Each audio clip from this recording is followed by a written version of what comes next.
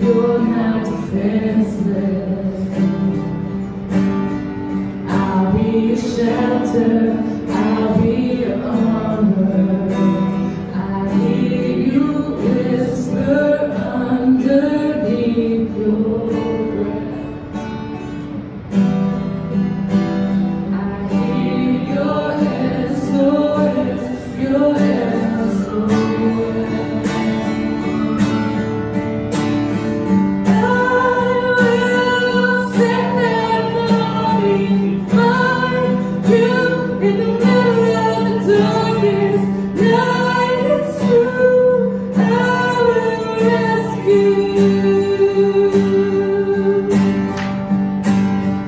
I will never stop marching to reach you in the middle of the hardest fight. It's true, I will rescue you. I hear you whisper underneath your breath. I hear you whisper you have nothing left. I will send out an army to find you in the middle of the darkest night. It's true, I will rescue you. I will never stop marching to reach you in the middle of the hardest fight. It's true, I will rescue you.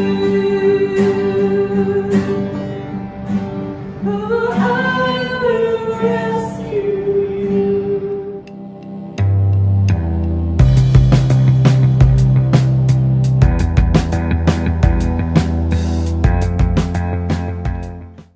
Hey guys, I love stories. I love a good story in a book or in a movie. There's something about a story that captures the human imagination.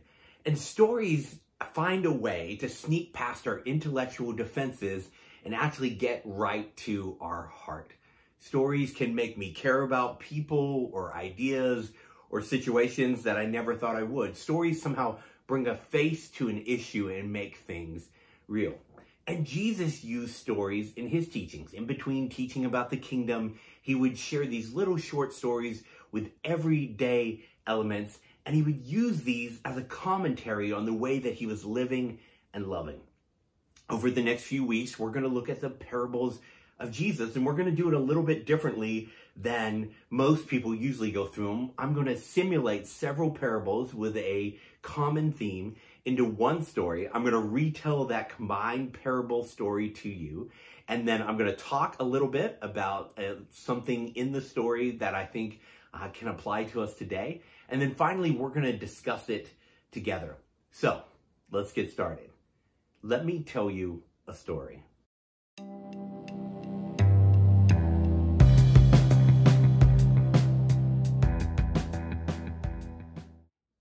Once, a long time ago, there was a shepherd, and he had a flock of 100 sheep.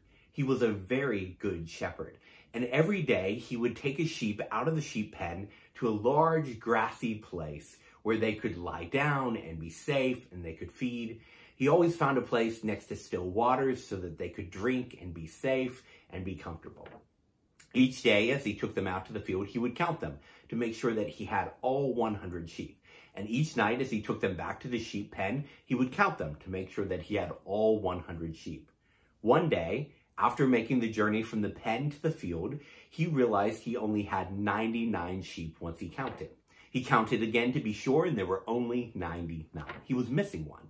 So he asked some of his hired hands, "Do you know where one of our sheep went? We seem to be missing one." And one of the hired hands spoke up and said, "Oh yes, I know which one. I saw him wandering off a while ago while we were on our way to the field, but don't worry about him. He's the runt. He's the smallest sheep. We never get any wool from him. He's a troublemaker. He's a problem. He falls into pits. He wanders off all the time. The flock is going to be better without that troublemaking, wayward sheep. The shepherd left at once to go and find the lost sheep. And as he was gone looking for the sheep, the day progressed longer and longer until evening came, and the hired hands said, we might as well take the flock back to the pen because the shepherd hasn't returned.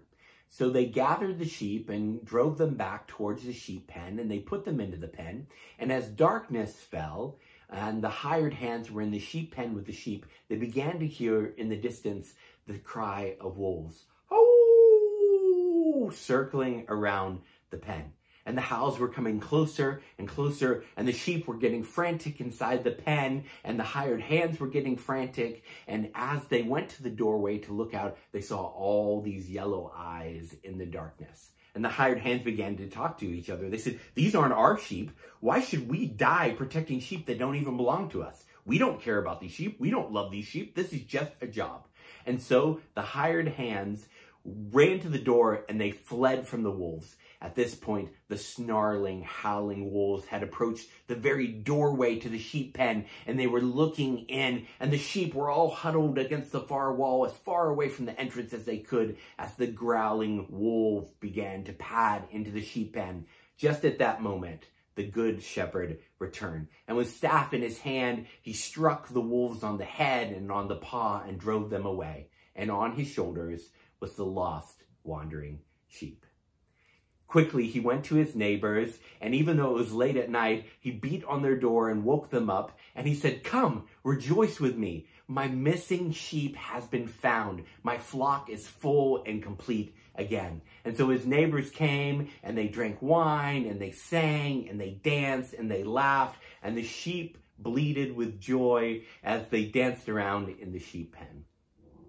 A few days later, when the shepherd was taking his sheep out to pasture, the hired hands, feeling quite frustrated that they had been fired after behaving so poorly, drove a pack of wild goats into the area where the sheep were grazing.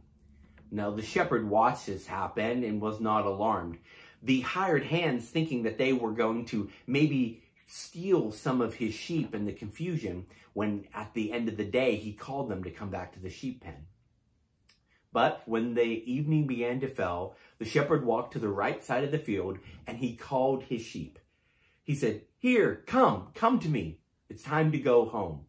And all his sheep knew his voice because he was the voice who bound up their injuries and fed them when they were hungry. He was the voice that looked for them when they were lost. They knew his voice.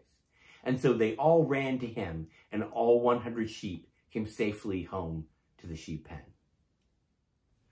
So now I want to dig in a little bit deeper into one of these aspects in one of these stories that Jesus told about sheep. And I really want to focus on this idea of Jesus's voice and the sheep knowing the voice of their shepherd.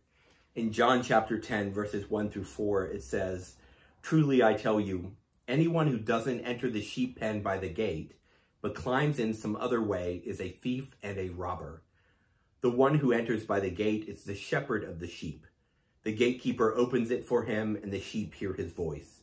He calls his own sheep by name and leads them out. When he has brought all his own outside, he goes ahead of them. The sheep follow him because they know his voice." I don't know if you've ever studied any of the science behind human vocal cords or looked at the biology of it, but it's quite fascinating. They say that no human being who has ever lived or who ever will live will have exactly identical voice signatures. We all have a unique voice. Now, that's fascinating to me. And they say that this is partially because of the way that human vocal cords are formed. No one has the exact same shape. But they also say it's because of where you're raised and how you learn to talk and how you form words and how you're taught to form words, that everybody's voice is a little bit different.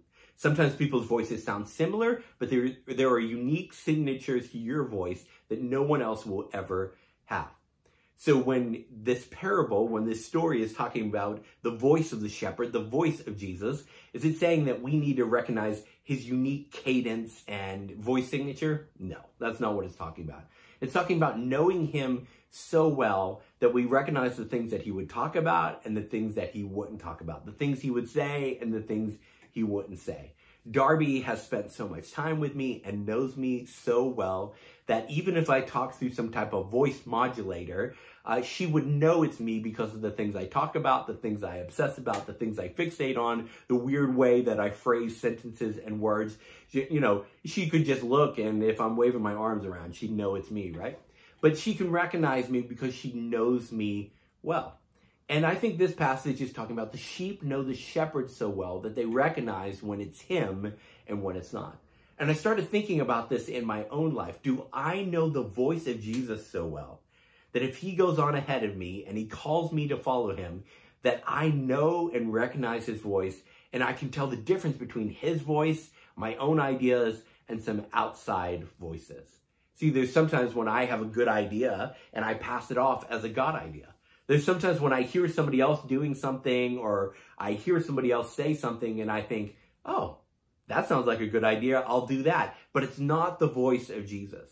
And so I think sometimes we can get confused, and sometimes we can't always tell the difference between, is that an 11 p.m. pizza I had talking to me, or is that Jesus talking to me? So how do we get to know the voice of Jesus? How do we recognize what he's saying, what he would say, and what he wouldn't? I think there's 4 simple things that we can do to really learn the voice of Jesus, to get to know him so well that we know what he would talk about and how he would talk about things. The first is, I think every day we need to read from the Gospels. Matthew, Mark, Luke, and John tell these firsthand accounts of Jesus' life and death and resurrection. By reading them, we can learn about what Jesus said and what he didn't say, how he asked questions, how he spoke to people. It lets us learn a lot about who Jesus is and what he's like. The second thing I think we need to do is take time to ask Jesus to reveal himself to us. Now, this usually looks like meditation and prayer, where we stop and we say, Jesus, show yourself to me. Let me learn about who you are. I want to know your voice. And then next, it's actually stopping in silence and solitude to listen for his voice. So many times I read something in the Gospels and say, okay, this is what Jesus is like. And then I say, Jesus, reveal yourself to me. I want to know you. I want to know your voice. And then I get busy with a podcast, headphones in, and I'm listening to a podcast as I do dishes and do laundry and as I work on something else. What I found is Jesus rarely speaks when we're multitasking. He seems to speak when we stop and listen and sit quietly and patiently and wait on him. I think a lot of us don't know the voice of Jesus because we never sit still long enough to hear from him. And so right now, I want to encourage you, take advantage of this quarantine, take advantage of this time when we're forced to sit still, we're forced to stay in one place.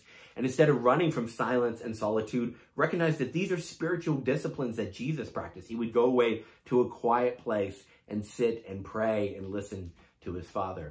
Right now, I'm feeling low-grade anxiety. I can't even put my finger on it. It's just as we're quarantined and we're stuck at home, I feel this low-grade anxiety. And what I've found myself doing is I constantly have to keep noise on, whether it's a video game or whether it's a movie or whether it's music or a podcast.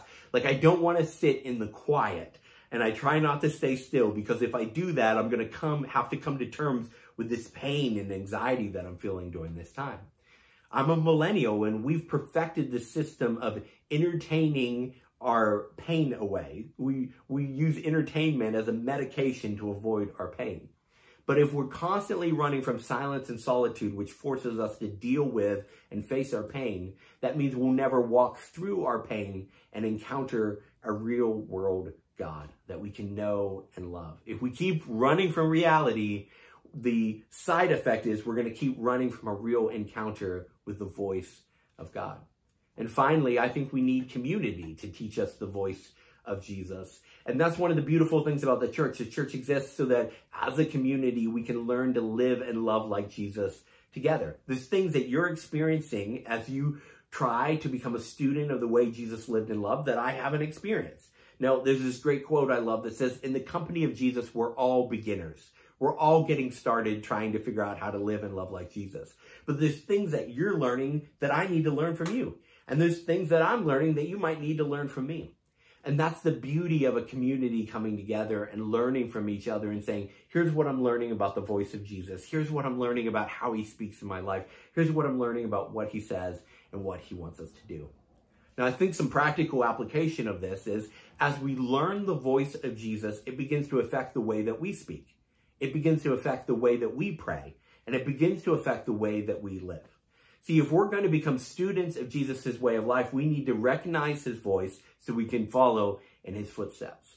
If we don't know his voice, we'll often find ourselves floundering around looking about like, what does this actually mean to practically live and love like Jesus? What does he really want us to do? And I think sometimes we'll dumb it down to something like, well, just be nice to people, right? He wants so much more than us to simply be nice to people. But if we don't know his voice, we don't know his teachings, we don't know his patterns of life and behavior, we don't recognize his tone and inflection, then we'll be lost when it comes to what it practically means to live and love like him every day.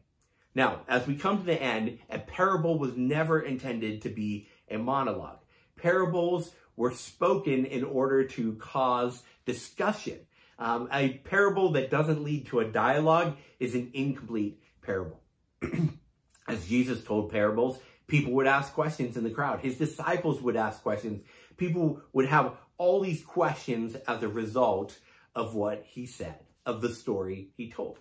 And so I want to create some type of avenue for us to have that same discussion. I know we're not meeting together, but I've added a comment section onto our website right below our messages. So if you go to horizonphilly.com/messages, at the bottom of the page is a new comment section. You can leave anonymous comments. You can leave your name and information as you leave a comment. But I want us to have a discussion about this parable. And I'm going to give you some sample questions. You could come up with another question, but I'd like you to pick one of these questions or your own question. Type out the question with your answer on the comment section. 1, what is something that you found encouraging about this story? Could be something I said, something that was in the passage, something in the story that I told that combined these parables together. Do you identify with someone in the story? Maybe you say, oh, I'm so much like that lost wandering sheep. Or maybe you say, you know what, honestly, I'm more like the hired hand who ran away from the wolves. Who do you identify with in the story? Is there something in this story that reveals to you what Jesus is like? Maybe there's some aspect of the story that you say, oh, this just captures for me such a beautiful picture of what Jesus was about. Remember, the parables are a commentary on who Jesus is and what he's doing. And so when he's telling these stories, he's talking to the religious leaders and he's saying, the people are like sheep. You're supposed to be my hired hands, but you're more like thieves. I'm actually a shepherd who cares about his flock, and I'm willing to put my life on the line to protect the flock. I hope you found this encouraging and inspiring, and I hope together we all learn to listen for the voice of our shepherd. These are your announcements for April 19th, 2020. Thanks so much for watching our online service today. Share it with your friends if you found it helpful or encouraging. If you'd like to support the work of Horizon Church, you can do so online at horizonphilly.com/give or via Venmo. Join us Wednesday at 7 p.m. for a short prayer call via Zoom. If you have questions or a need, please reach out to us at connect@horizonphilly.com, or you can call or text 484-380-5833. From all of us at Horizon, we're praying your week is filled with grace and peace.